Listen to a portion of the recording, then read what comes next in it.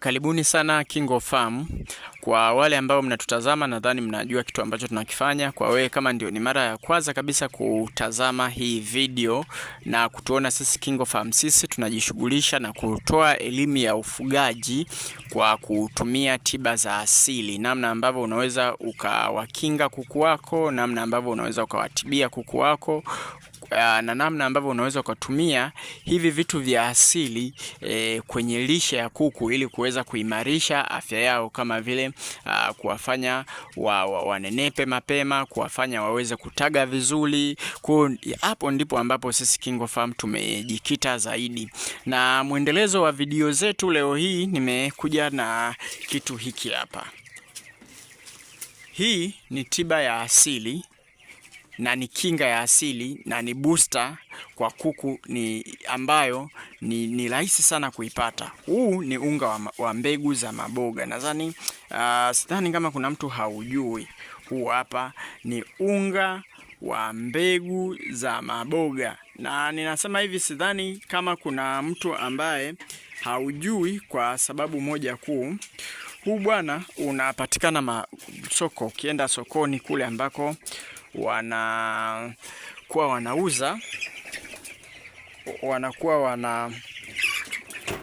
wanauza vitu vile vya jikoni vile, lazima utaupata. Sasa hapa nataka nikuelezee faida za huu unga wa mbegu za maboga kwa kuku wako. Na huu hapa unawapa kuku aina zote. Kwa mfano sisi hapa tunawapa hawa kuku wa broiler. Pia una faida kwa kuku ambao wanataga, wawe layers, wawe chotara. Pia una faida kwa kuku wa kienyeji. Nisikilize vizuri kabisa. Kwanza kabisa, kazi kubwa ya huu unga wa mbegu za maboga, unatumika kuondoa minyoo. Ni tiba ya minyoo. Yaani katika tiba zote za asili zipo tiba nyingi za minyoo. Kwa mfano majani ya mpapai, kitunguu saumu ni tiba za minyoo, lakini nikipanga listi ile orodha kwamba ipi inafanya vizuri zaidi, huu unga wa mbegu ya maboga unakuwa ni namba moja kabisa. Yani ni kinara. Kwa sababu moja, huu unatibu aina nyingi za minyoo. Aina nyingi za minyoo. Jue minyoo ipo ya aina tofauti tofauti. Pili, huu unaua minyoo kabisa. Umeona? Kwa maana kwamba ukiwapa asubuhi kuku wako wenye minyoo, asubuhi ukawawekea kwenye maji yao ya kunywa kama humu, ukija jioni ukaangalia kinyesi chao, ukachunguza kile kinyesi chao, utakuta minyoo wamejisaidia minyoo. Kama uamini, fanya hivyo, utakuja uone we mwenyewe. Sisi pia tunatumia huu unga wa mbegu za maboga kutibia minyoo. Hiyo ni kazi ya kwanza. Kazi ya pili ya huu unga wa mbegu ya maboga ni booster kwa kuku, na ina boost kuku kukua, kama hawa unafuga broiler, kukua, na inawafanya pia yani wawe wanene, wapate kilo nyingi. Lakini pia ni booster kwa kuku ambao wanataga, kuwafanya waweze kutaga vizuri. Sijui kama unanielewa hapo. Kivipi? Unaweza ukajiuliza kwa nini inenepeshe kuku wakati kuku wanaotaga haitakiwi wanenepe? Yani inakweje? Huu unga wa mbegu ya maboga, nikuelezee kwa undani kabisa, unafanya kazi moja. Huu huwa unarahisisha mmeng'enyo wa chakula cha kuku ambacho unawapa kuku chakula kizuri. Kwa hiyo kitu cha kwanza lazima uanze uwape kuku chakula kizuri. Kwa mfano hapa unaona hii ni grower. Hii grower ya dukani. Hapa kama unaona hivi tumechanganya kidogo na unga wa mbegu ya maboga. Maana yake huu unaweza ukauchanganyia kwenye chakula au kwenye maji. Hapa unaona tumechanganyia na huu unga wa mbegu ya maboga. Sasa kwenye hiki chakula kuna virutubisho vingi. Kwenye hizi punje kuna protini, kuna vitamini, yani kuna virutubisho tukizungumzia vinavyofanya na vingine vingi. Sasa ukiweka unga wa mbegu ya maboga, unakwenda kufyoza vizuri vile virutubisho viende kwa asilimia sahihi. Yani kwa mfano ukichukua packet ile ambayo ina chakula, au ukiwa na formula zetu, vile vipo kwa asilimia. Kwa mfano protini ina asilimia labda, kwenye grower unakuta ina asilimia labda 40. lakini matokeo yake ni kwamba kuku akila hapati zile 40% zote vizuri.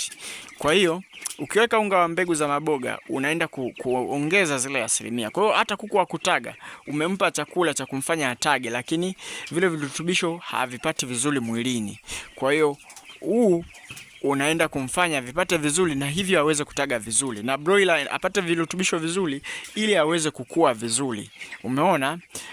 Na wakati huo wale parasite ambao wanawafanya kuku warudi nyuma, minyoo kwa mfano, minyoo kuku inamfanyaga broiler asikue vizuri, inamfanya kuku chotara asikue vizuri, kuku asitage vizuri, kuku mwenye minyoo atagi vizuri, inakuwa imeua. Yani hizi mbegu za maboga zinakuwa zimefanya nini? Zimeua. Pili, huu unga una calcium kwa wingi, kwa hiyo unaenda kufanya kuku wako wanataga yale mayai maraini. Kuna mayai fulani ukinania anakuwa ni maraini sana, inaenda kuyafanya yawe magamba, aanze kutaga gamba liwe gumu. Umeona? Ina msaada mkubwa sana. Tena kwa wale ambao mnafuga layers, kuku ambao wanataga, na washauri, chukua huu unga wa mbegu za maboga, chukua na yale majani ya mbegu za maboga ya brendi, ya twange yale majani yale, changanya pamoja hivi vitu viwili, utakuja uniambie hapa kwenye comment matokeo ambayo utapata matokeo mazuri. Lakini pia hakikisha una chakula bora, sio unafanya vitu vyote hivi. Mimi nimekuelezea vizuri kabisa, sio unafanya vitu vyote hivi unawapa pumba kuku wako afu nategemea watage kwa kutumia hivi vitu viwili. Hapo nitakuwa na kudanganya. Lazima upate chakula bora. Wapo wafugaji ambao huwa wananipigia simu, wanawalisha kuku wao chakula bora kabisa, lakini hawapati matokeo vizuri. Sasa ili upate matokeo vizuri, ndio kuna vitu vidogo vidogo kama hivi. Hii unga wa mbegu za maboga unakuja kukusaidia wewe kuboost kile chakula kizuri ambacho unawapa kiweze kutumika vizuri. Yani ni sawa tu na kwenye maisha. Unaweza kuwa na wafanyakazi wazuri, wachapakazi wazuri, lakini unashindwa kuwasimamia vizuri, kazi zako zinakuwa haziendi. Umeona? Tatu sijui ngapi, nimeshasahau ndugu zangu. Huwa unga wa mbegu za maboga unamfanya kuku ambaye anashindwa kula au hachangamki aweze kuchangamka.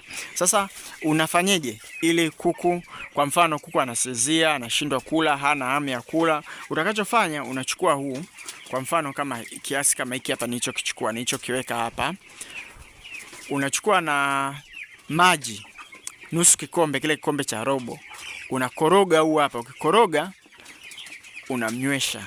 Ukimnywesha, yani unakuwa kama uji hivi. Ukimnywesha, yule kuku anapata nguvu ya kuweza anaweza kuchangamka. Kwa hiyo hata kama ukimpa dawa nyingine atakunywa vizuri kabisa. Kwa hiyo niishie hapo kwenye matumizi haya, lakini pia niwakumbushe sisi KingoFarm tunatoa elimu ya ufugaji. Tunalo kundi letu la WhatsApp ambalo ada yake ni shilingi 8,000. Kujiunga na kundi letu ada ni shilingi 8,000. Hii ada unalipa kwa muda wa miezi miwili. Yaani kwa mfano ukilipa huu mwezi wa kwanza utakaa hadi mwezi wa 3 kwa kutumia hii ada. Ukifika mwezi wa 3 utalipia tena. Na kama unaona mafunzo yamekutosha wewe, basi unaweza usilipie tena ukaendelea na ile elimu ambayo tunakuwa tumekupatia kwa kipindi hicho. Lakini